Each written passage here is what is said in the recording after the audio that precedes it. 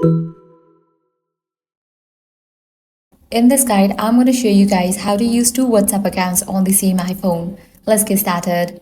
Currently, WhatsApp has officially introduced the feature of using multiple accounts in one app, but only for Android users. On iPhone, this feature is not available yet, mainly because of the iOS handles apps and SIM management. So, unfortunately, you cannot add two WhatsApp accounts inside the regular WhatsApp app on iPhone.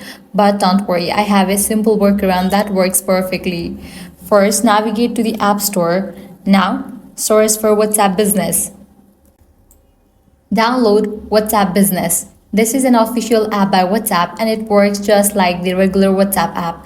No tricks, no third party apps, completely safe. Once installed, open WhatsApp Business and register it using your second phone number. Now you have WhatsApp Personal for your casual chats and WhatsApp Business for work, clients, or a second number. Both apps can run side by side on the same iPhone. And that's it. That's a wrap for this video. If this guide helped you out, do not forget to like, share, and subscribe.